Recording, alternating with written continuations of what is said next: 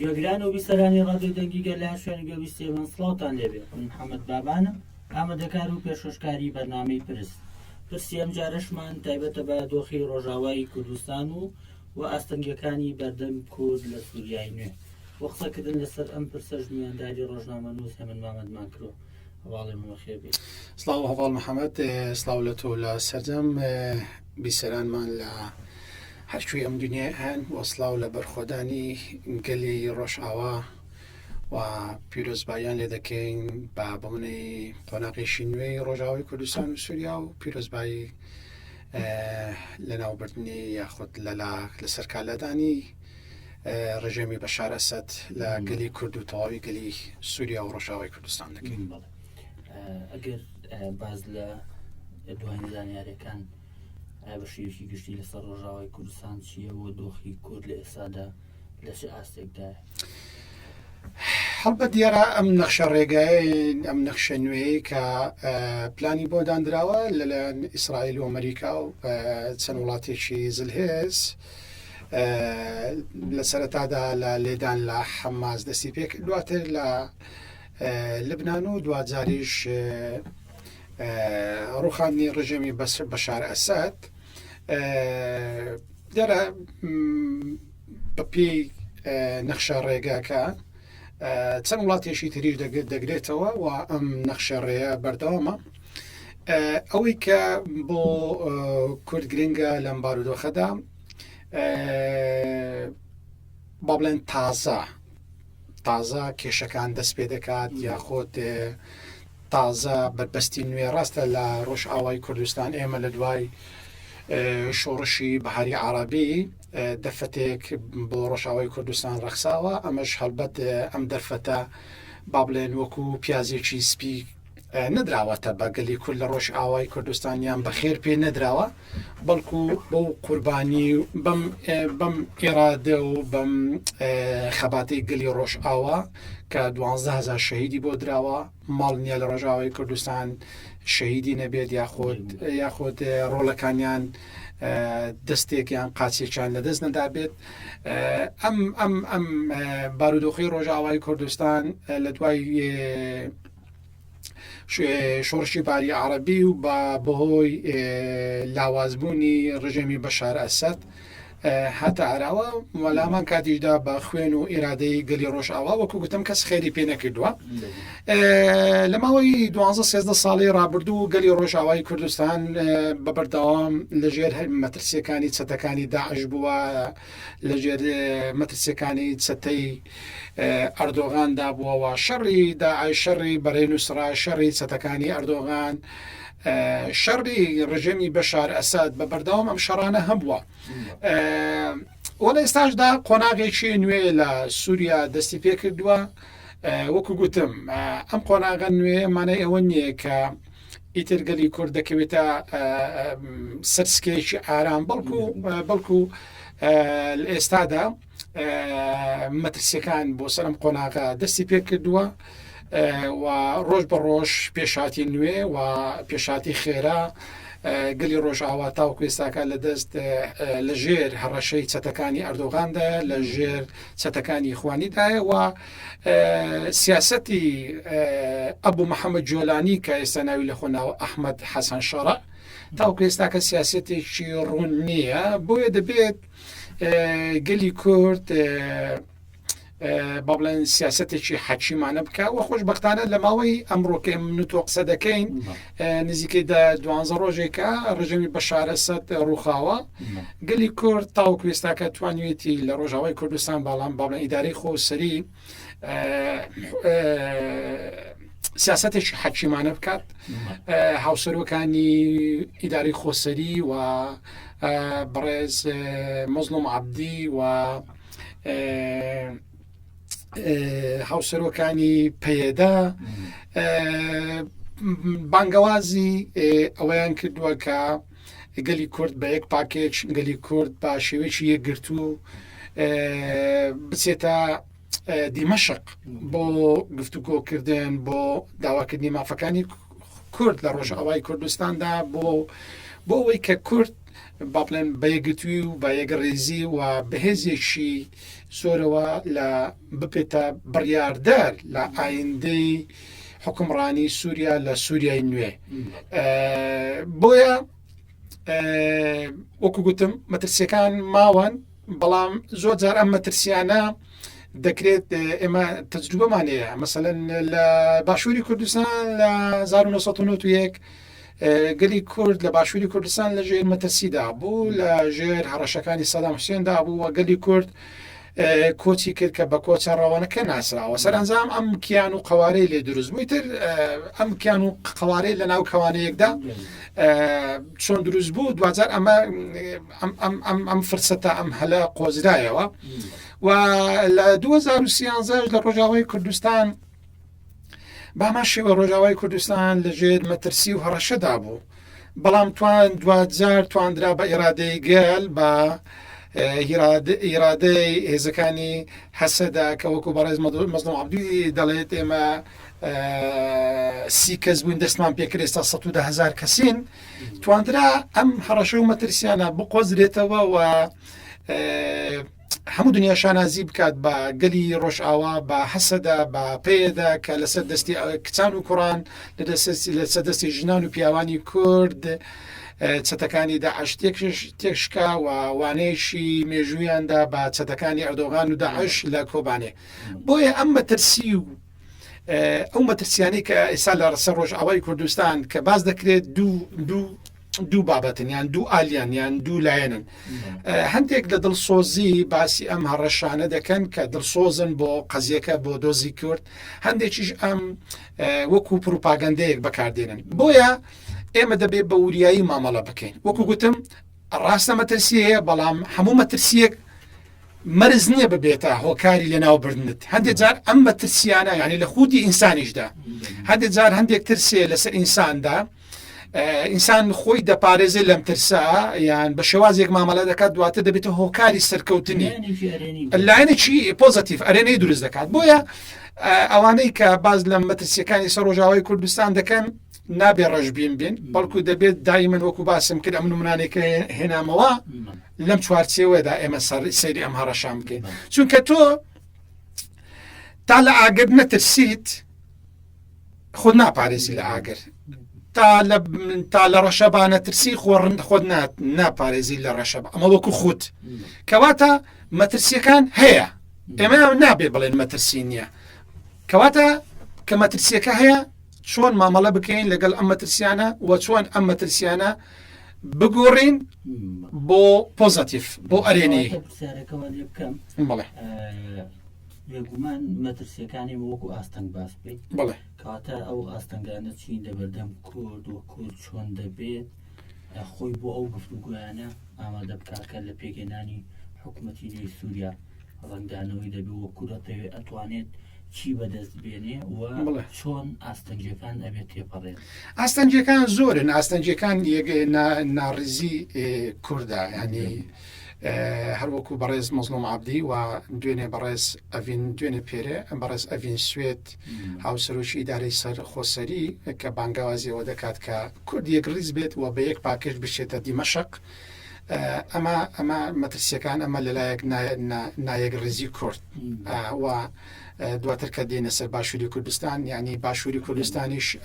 بەشێکە لەم ئاستەنجیە. ئەمە خاڵێکی تر هەڕەشەکانی چەتەکانی ئەردۆغانە کە بە چەندین ناوی جیاجیە هەمیشە فەرمان لە ئەردۆغان وەردەگرن و لە ڕووی لۆجستی و لە ڕووی مادی و لە ڕووی فەرمانی ئیداریەوە فەرمان لە ئەردۆغان و لە ئەنقەرا وەردەگرن. هەمیشە ڕۆژانە دەبینن هەڕەشە دەکەن، بە تایبەتی ئێستاکە کە خۆیان لە کۆبانێ نزیک کردوتەوە هەڕەشەن بۆ سەر کۆبانێ. ئەمە ڕەشانە هەن و ئایندەی ینی سیاسەتی ئەبوو محەممەد جۆلانی یاخود ئەحمەد شەڕع کە ئێستا ناوەکەی خۆی گۆڕیوە، ئایندەی ئەویش دیار نییە، ینی با بڵێن ئایندەی چۆڕۆن نییە. مثلەن گوێمان ڕۆژانە گوێمان لەژێر لە تەسریحاتی تازە دەبێت، مثلەن لە سەرەتادا باسی لە لەوەکە کە کوردیش بەشێکە لە سووریا و بەشێکە لە خاچی سووریا و ئیتر کوردەکان پێگاتەیەکی سەرچین و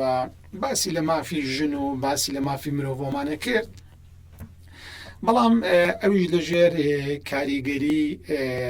ئەردۆغان نەچۆتە دەر و لەژێر کاریگەری هەندێک وڵاتانی عەرەبی و لەژێر کاریگەری گروپە چەتەکان نەچۆتە دەر بۆیە با بڵێن ناڕوونیەک هەیە لە لێدوانەکانی ینی ڕۆژانە گوێمان ئێستام دوێنێ پێرێ یان ئەمڕۆ هەڵە نەبم باز لەوە دەکات کە لە ئایندەی سووریادا هیچ هێزێکی تر نابێ هەبێت یعنی بە جۆرێک لە جۆرەکان وەک ئاماژەیەک بۆ حەسەدا کە دەبێت چەکدا بنێت وەمانە بۆیە ئەمانە دەکرێت بە مەترسی بزاندرێت و کورد دەبێت مامەڵەیەکی ژیرانە بکات بەڕاستی ئاستەنگ باس لە باشووری کوردستان کرد بێگومان ئەوەی کە لەسەر ئاستە گشتیەکە دیارە پەدەکایشەکە لەو ئاستەنگانە کە تایبەت داخستنی دەواازەی سمەکان گەیشتنی هاوکاری مرۆیەکان و تەواوی و پێداویستیانەی کە لێسایە بەهۆی گۆڕانکاریەکانی سووریا ئاوارەیەکی زۆر هەیە لە ڕۆژاوای کوردستان ئەمانە پێویستیان بە پێداویستیە بەڵام لەگەڵەوەیە لە باشووری کوردستان و لە ناوچە دابڕێڕەکانیش چەندین کەمپین و پاڵگشتی هەیە بۆ گەیاندنی هاوکاری پیان بەڵام ئەوەی کە بۆتە ئاستەنگ داخستنی دەواازەی سمێڵکارە بەڕوو ڕۆژاوای کوردستان کەواتە پرسیارەکە کە بەما پەدەکرا چ سوودێک دەبینێت لە داخستنی ئەو دەواازەیە و داخستنی ئەو دەواازەیە و ئەم تەڕەفگیریەی پەدەکە ناتوانین بڵێ تەڕەفگیری لە بەرەوەی بەردەوام خۆی بەشێک بۆ لە پرسیار بەداخەوە لە ماوە ڕابردوودا چ سوودێک بە تایبەت باشووری کوردستان دەگەێنێت هیچ سوودێک بە باشووری کوردستان ناگەێنێت جگە لە ناشرینکردنی مێژووی کورد جگە لە ناشرینکردنی دێروکی کوردان جگە لە ناشرینکردنی ڕژەمی پارتی و بارزانانی کە ئەمە دەبێتە بە مێژوو و هەڵبەتنەوەی داهاتوو و گەلی کورد ئەمە لە بیر ناکات کە ئەمە دەبێت بە مێژووە لە لاپەڕەکانی مێژوو دەنووسرێتەوە ئەوەی پەدەکە دەکات هیچی کەمترین لە سیوێکی ئاب کە ڕژێمی باسی هێناوە دەبابەکانی باسی هێناوە سەر پەرلەمانی کوردستان و لە سێ ئاب لە سێ ئاب خوشکان و دایکانی ئێمەی لە شنگال جێهێشت ئەمە بەشێکە لەو خیانەتەوە لە باشووری کوردستان لە مناڵێکی تەمەنێکی زۆر بچووک بپرسە ئەسەب بمە دەخوات و نیگەرانە لەم بارودۆخە ڕژێمی پارتی و بارزانانی ئەوەی دەکات لەژێر تاسیراتی لەژێر کاریگەری دەوڵەتی داگیرکەری تورکیا دەیکات و جگە لە سوودێکی کاتی بۆ منەماڵەی بارزانانی هیچ سوودێکی نییە بۆ گەلی نە باشوور نە ڕۆژاوە نە گەلی کورد. ئێمە لەم چوارچێوەیەدا بڕیاری ژمارە 24 پەرلەمانی کوردستانمانەیە کە لە ساڵی 2014 دەرچووە دوو خاڵی زۆر گرنگی تێدایە. لە خاڵی یەکەمیاندا دەڵێت باشووری کوردستان دەبێت پاڵپشتی ڕۆژئاوای کوردستان بکات و لە هەر بارودۆخێکدا و دان بنێ بە ئیدارەی خۆسەری ڕۆژئاوای کوردستان. بەڵام تەماشا دەکەین لە 2014ەوە کە پەرلەمانی کوردستان ئەم بڕیارەی دەرکردەوە خودی مەسعود بارزانانی کە ئەو کاتە سەرۆکی هەرێم بووە ئیمزای لەسەر ئەم یا چکە هەمومان دەزانین هەر یاسایەگەیان هەر بڕیارێکە لە پەرلەمان دەدەچێت دەبێت سەرۆکی هەرێم دواتر ئیمزای بکات. یعنی مەسعود بارزانانی ڕێز لە ئیمزاکەی خۆی ناگرێت تاوەکو ئێستا کە ئیدارەی خۆسەری لە ڕۆژئاوای لە باشووری کوردستان ئیدارەی خۆسەریمان نییە. ئەمە 10 ساڵە لە سلێمانی هەیە لە کاتێکدا دەبوایە ئیدارەی خۆسەری لە باشووری کوردستان لە هەولێری پایتەخت زۆر کارا و ئاکتیڤە. بەڵام پەدەکە ڕێزی لەم بڕیارەی لە ئیمزاکەی مەسعود بارزانانی نەگرتەوە. و خاڵێکی تر لە هەل لە بڕیارەکەی بڕیاری ژمارە 24 ساڵی 2014 پەرلەمان دەڵێ باشووری کوردستان یان حکوومەتی هەرێمی کوردستان دەبێ پاڵپشتی مادی و معنەوی ڕۆژئاوای کوردستان بکات. بەڵام تۆ سیرکە نەوەکو هەر پاڵپشتی ناکات بەڵکو ئاستەنگ دروست دەکات. ئەمڕۆ گەلی کورد لە باشووری کوردستان داخوازی ئەوە دەکات کە هاوکاری براکانی بکات لە ڕۆژاوای کوردستان، بەڵام سی دەکا با بڵێن مەرزی سمێڵکە داخراوە. جینا ئێستا کە بە هەزاران گەنج و جوانی باشووری کوردستان بە ژنان و بە پیاوان بە کچان و بە کوڕان ئامادەجییان تێدایە کە چەک دەست بدەنێ بچن بە ڕۆژاوای کوردستان پارێزگاری لە خاچی کوردان بکەن، چونکە 2000 بۆ ئێمە سلێمانی فەرقی نییە لەگەڵ کۆبانێ. ئەمە حەقیقەتە و گەلی باشوور خۆشبەختانە ئەم ڕوئیایە و ئەم ڕۆحیەتەی تێدا هەیە. ئێمە دەبینە ڕۆژانە لە شەقام و چ لە میدیا و چ لە سۆسیال میدیا خەڵک پەرۆشی هەیە، بەڵام بەداخەوە ئەوەی کە هەیە ڕژێمی پارتی و بارزانیە کە دەستی بەسەر دەواازەی سمێڵکە داگرتووە، بەڵام من پێم وایە لە ئایندێکی نزیکدا لە ژێر فشارەکانی وڵاتانی زلهێز و لە ژێر فشاری گەلی کورد ئەم بەناچاری دەبێت ڕژێمی پارتی و بارزانی بچێتە ژێربار و ئەم سنوورە بکاتەوە کە سنوورێکی دەستکردە کە بە ئەمری داگیرکەران دروست کراوە. و پرسێکی دیکە ئەوەی کە بێگومان واقعەیەک ئێستا بێ لە ڕۆژاوای کوردستان بە تایبەت لە سووریا کاری لەسەر بکرێ بۆ نمونە یەکڕزی هەبێ یا استراتیژێکی دیاریکرا و گونجاو هەبێ بۆ مامەڵەکردن لەو دۆخی کە هەیە و چۆن بستنە گفتوگەکانی دیمشقەوەکو بەڕێز مڕاد قەریلانیش دەڵێت پێویستە هەم یەنەکە ئەم پەدەکە و هەم پێدەش بە وریایی و بە پرسیارەتی و مامەڵە بکەن لەم دۆخەدا. کەواتە ئەوەی لەم چوارچێوەیەدا هەیە ئەنە کەسەیە کە لە ڕۆژاوای کوردستان بێگومان سیاسەتەکانی پەدەکە تا چەند گرنگە ئەنە کەسە دەست لەو وەلایەی کە هەیەی بۆ پەدەکە یاخود دەژێت دەسەڵاتی تورکیا و پەدەکەیە ڕێنوێی دەکرێت توانێت چۆن خۆی بە دوور بگرێت بە تایبەت لەم قۆناغی ئێستا بۆی بەیەکدەنی لەگەڵ خۆ بەڕێوەبەری بچێتە گفتوگەکانی دیمەشقەوە. و ئەوەشی کە ئێستا دەیبینین بێگومان دوجار باز لە خراپی مامەڵەی میدیا بە تایبەت میدیاکانی پەدەکاتین و ڕۆژنامە چۆن لەگەڵم دۆخایەکەن، بەڵام لە واقعیەک سیاسەکە ئەو استراتیژیە گونجاوە چۆن دۆزینەوە کە لە دیمەشق گفتوگۆی لەسەر ماف و پاراستنی پێگاتی کورد بکرێت لە بەداخەوە دوو پارت بوونەتە ئاستەنگ بۆ کورد، ینی ساڵانێکی زۆرە چ کۆنگرێنێتەوەی کورد کە تاوەکو ئێستاکە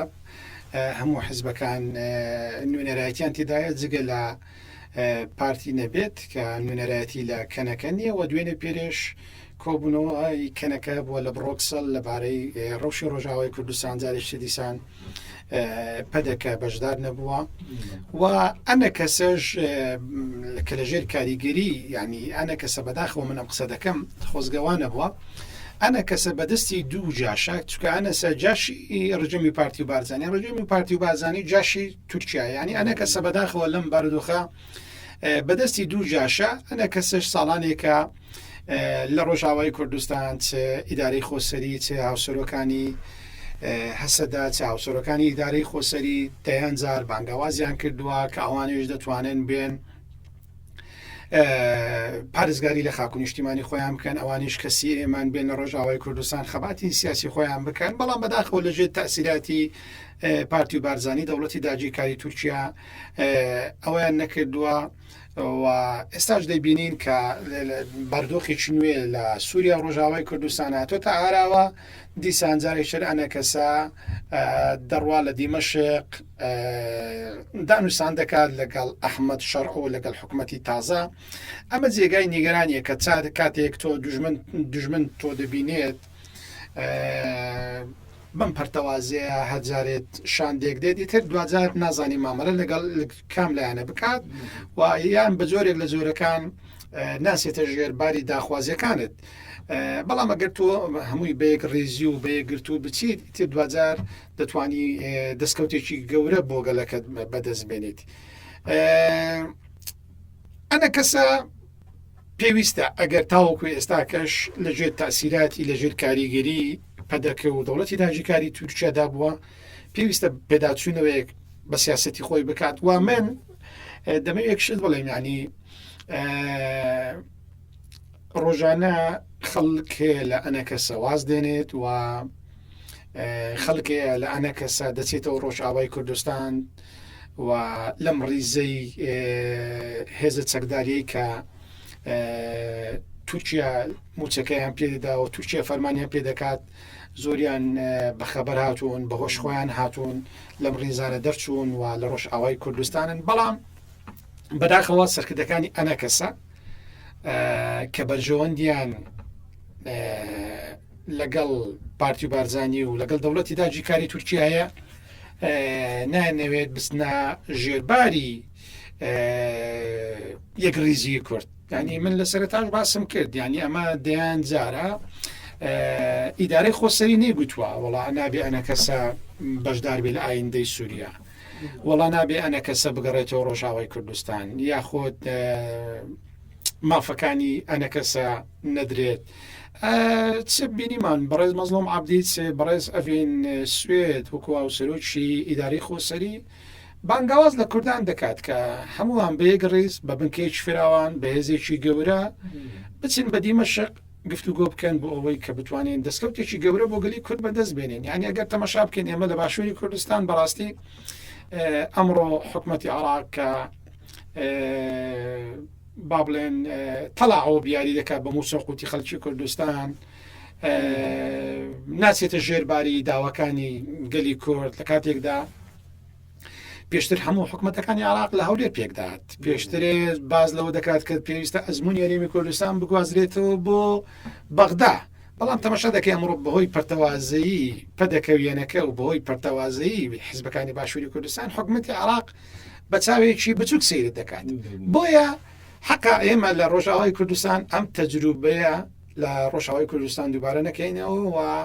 سوود لەم هەڵانەی حکومڕانی 33 ساڵی باشوور وەگرین هەر وەکو بەڕێز مەزلوم عەبدی دەڵێ ئێمە هەڵەکانی باشووری کوردستان لە ڕۆژئاوای کوردستان دووبارە ناکەینەوە بۆیە پێویستە ئەنە کەسەش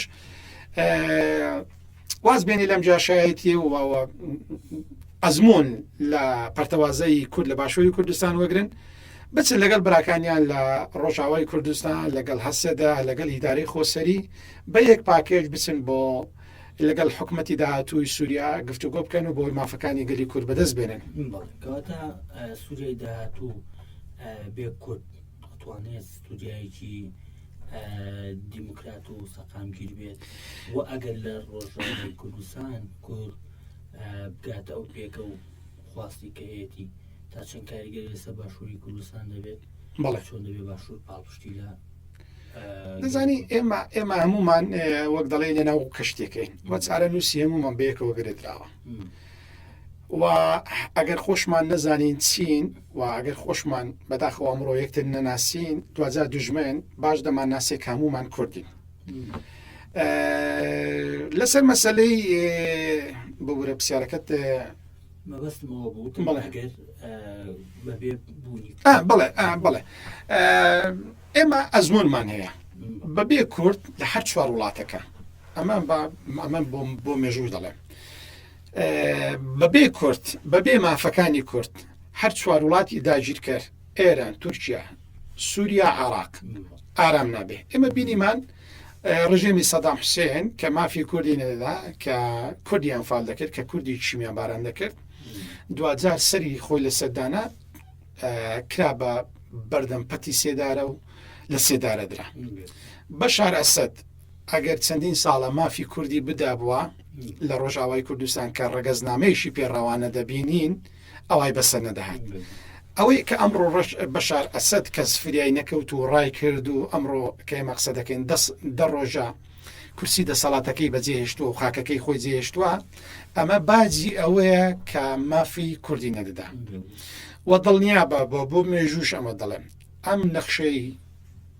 نوێ ڕۆژهەڵاتی ناوەڕاست سووریا و ئێرانیش دەگرێتەوە و لە ئایندەدا بۆ مێژوو پێت دەڵێم ئەمە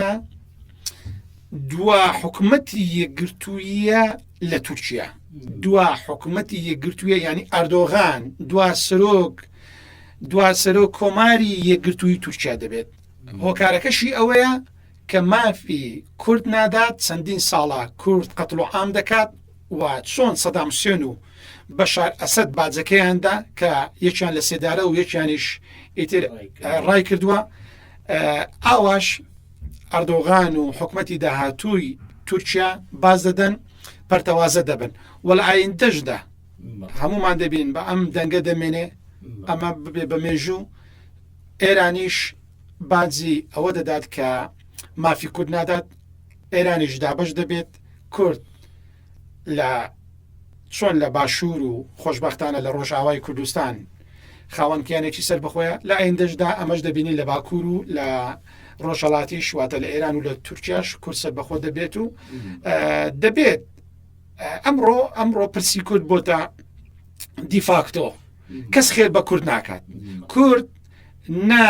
تەجاوزی خاچی کەسی کردووە ناچاوی لە خاچی کەسە کورد لەسەر خاک و نیشتیمان و ئاو هەوای خۆی 100 ساڵە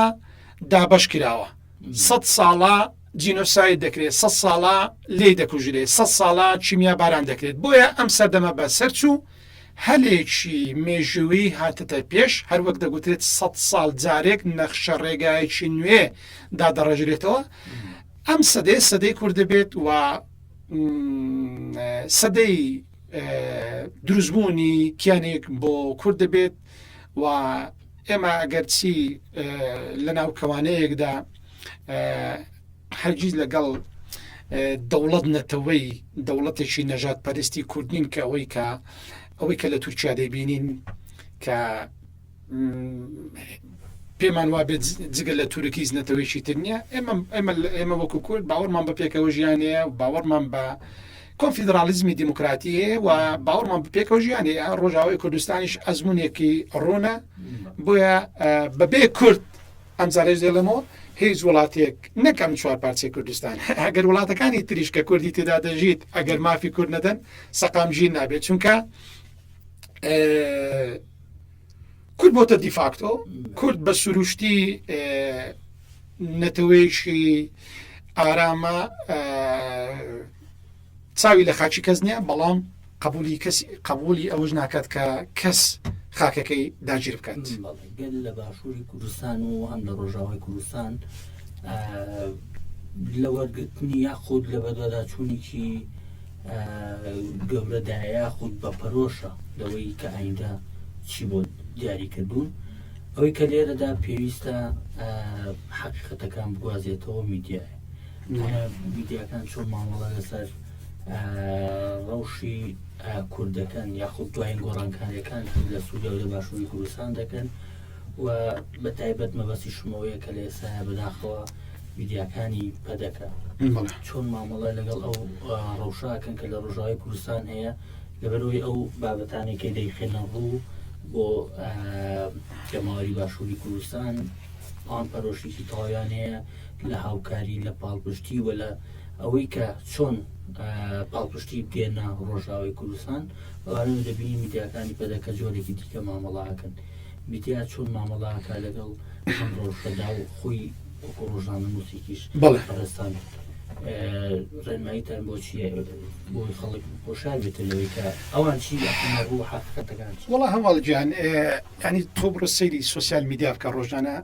چی دەکرێت بەم میدیانەی پارتی بارزانانی یعنی گەل لە باشووری کوردستان وەکو مەحوی گوتنی شکور هۆشیارە یعنی شەوانە کە سەیری ئەم کەناڵانەی طبعاً مەسعود بارزانی و مەسرور بارزانی و کوڕەکەی مەسرور بارزانی و کوڕەکەی نێچیروان و نێچیروان بەداخەوە خاوەنی 7 کەناڵی ئاسمانین 7 کەناڵی ئاسمانی کە هەر یەکەیان بەس دامەزراوتن و تەسیسەکەی بە ملیۆنەها دۆلار بووە لە سەرقوتی ئەم میلەتە و خەرجی مانگانەیان ملیۆنەها دۆلارە دیسان لەسەر قوتی ئەم خەڵکە بەداخەوە ئەم 7 کەناڵە لە بڕی ئەوەی کە پشگیری لە ڕۆژ ئاوای کوردستان و بەلانی کەمەوە کاکەژیان وەک دەڵێ ئەگە پشگیریشی ناکەن شتەکان وە خۆی بگەێنن یعنی بێلایەن ببن پیشەیانە کار بکەن بێلایەنە نا واقعەکە بۆ خەڵکی کوردستان ڕوون بکەنەوە کەچی دێن شەوانە بەداخەوە کۆمەڵەیەک بەکرێ ژیرا و کۆمەڵەیەک قەڵەمفرۆش کۆمەڵەیەک کە لەژێر ئێمە زانیاریمانەیە کە لە کۆبوونەوەکانی میت دەوڵەتی داگیرکاری تورکیا لە هەولێر ژووری عملیاتیان هەیە بەشداری لە کۆبوونەوەکان دەکەن شەوانە دێن لە کەناڵەکانی مەسعود و کوڕی مەسعود و زاوای مەسعود و ئەنەوەی مەسعود ڕژبینی بڵاو دەکەنەوە قسەی ناڕاست بڵاو دەکەنەوە